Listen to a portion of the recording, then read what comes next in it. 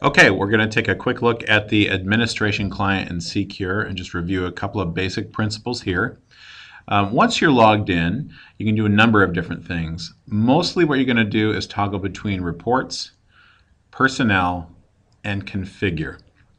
If we look in reports, typically what we're doing is a journal replay, which is essentially a way to look at student information over a period of time.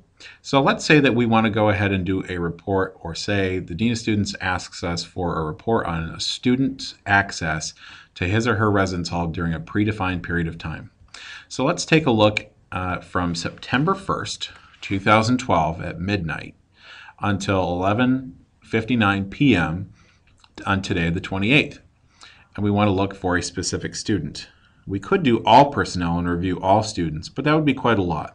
So instead what we'll do is we'll select the one student, and we're going to make Colin Ahern, one of our current RAs, one of those examples.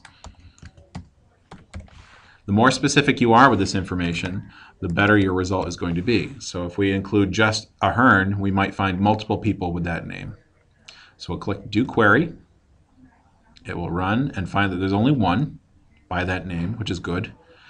And if we wanted to select specific security items, we could, and say we want to look at door, which is in the drop-down menu.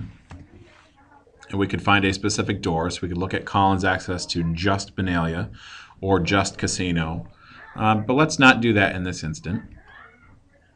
Instead, we'll look at all security items for a defined period of time, and we'll also look at a selected message type. Now, message types are everything from system inactivity to log messages. What we really want to look at in most cases is card admitted and card rejected, because students will often try to use their cards in places they shouldn't and are legitimately rejected, or otherwise might try and fail for the wrong reasons. But let's just go ahead and select those two. So now we have a limited selection of message types, a limited selection for individuals, and then open secure items for all possibilities. So once we have done that, we can go ahead and run our report. Okay. And we're going to cancel that. Do all allowed items and click Begin Replay. It'll only take a couple of minutes to run. And what Secure does is that it breaks things down into journal records. So predefined periods of time exist in certain log entries. So journal volume 286 is the current volume. It'll go back in time till September 1st, which may be in previous journals. Okay, so we have a full record. And once we're satisfied, or we get the full extent of his access, perhaps he was a bad example because he's done a lot in a month, but you get the general idea. When it's either done reporting or you're satisfied with what you see, and you can click Stop, you can typically either save the report or print it. And what I typically do is just print it. Select your printer, print OK, and all this information will show up. It'll show you if he's been admitted or rejected and give you the reason and the location that he's had access to. So let's close that. If we look at personnel, this is where we look up students, and I suggest doing it by name. So we query by name, and we'll use Colin again as an example, Ahern. We'll see every student and employee with a card by that name, and it was a good thing we narrowed our report before because we have several others. So if we double click on Colin, we'll see his record and activity.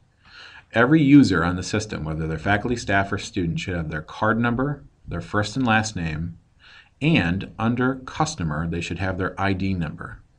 ID number for students with an H80 number will start, instead of an H, it has to be transferred to an 8. That's because Secure does not recognize letter configurations in IDs. So that's a workaround that's in the system.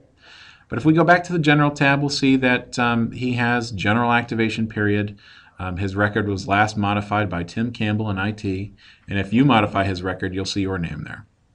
Under Clearances, we'll see all the different things that he has access to. He has access to the Sullivan Bike Storage Room, Student Clearances, which if we double-click that, will allow for all students to have access to Cushing-Martin, New Science Center, and Stanger Hall for late-night study. He's an RA, so he has the RA privilege within Holy Cross, and he's also a student who resides in Holy Cross, so he has that privilege too. If we, instead of doing the journal replay, we just want to do a limited review of the doors he's accessed recently, we can click Limited Previous Doors, and it will run a very similar report to what we saw just a moment ago. We won't wait for that to fully chug along and give us results, but you'll see that it looks very similar. And you can also print and save this review as well. I like to use this in the event I need a very generalized review instead of a full report on a student's records of entry. So we'll stop that and back out.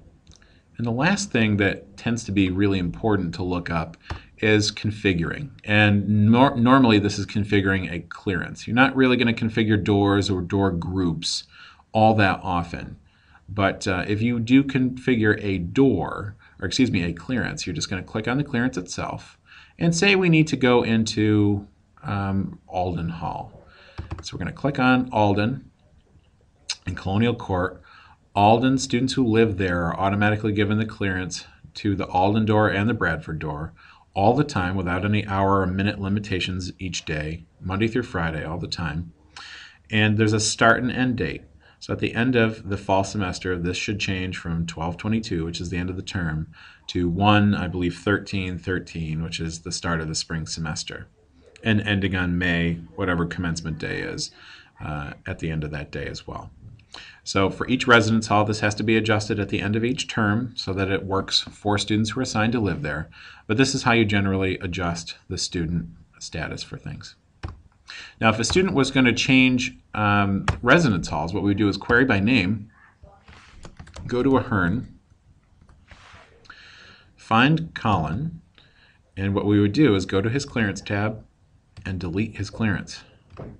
And if he's, say, that's if he's withdrawn, we would do that. If he's staying in the residence hall, but moving buildings, what we do process-wise is to add the new clearance on top of the old. So let's say in this example, Colin already lives in Holy Cross Center, but he's going to be moving to Core Hall. We just simply find Core Hall, and instead of timing clearances to work for him, he'll have dual access for a period of time. So if a student is moving rooms from, let's say, Saturday or Sunday, what we'll end up doing is we'll give the dual clearance to both Holy Cross and Core for the weekend, and then when I arrive, or you arrive on Monday morning, just delete the old clearance like that. And then the future clearance only exists for Core Hall. I'm going to restore this so that he has the proper clearance he should have, but just by way of example, that's what ends up happening. And if you look at the clearances themselves for all users, you'll see that there are many, many configurations that I have put into place for clearances for various personnel. So for students, they get the residence hall name.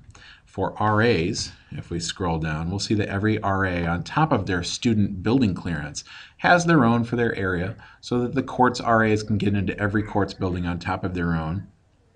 Staff Devo is for all RAs, typically just for the Holy Cross Center. Professional staff is for all doors all the time, and so forth. There are special things put into place for summer housing that exist, also for winter housing that are dependent upon which halls you use, and lastly for early arrivals, which are labeled EA for early arrival and then the building or area. Instead of breaking down each residence hall in Colonial Court, our process has been early arrival, Colonial, and all of those buildings for the early arrival period, whether they be spring or fall, are put in there for those predefined times. By way of example, if we open up early arrivals Colonial, you'll see that it was for the entire month of August. And as students would be coming in, we would assign this to them right before they got here so that they had access to all of the buildings in that area for that defined period of time. That's essentially it for the admin client in Secure. If you have any questions, just give a call and let us know.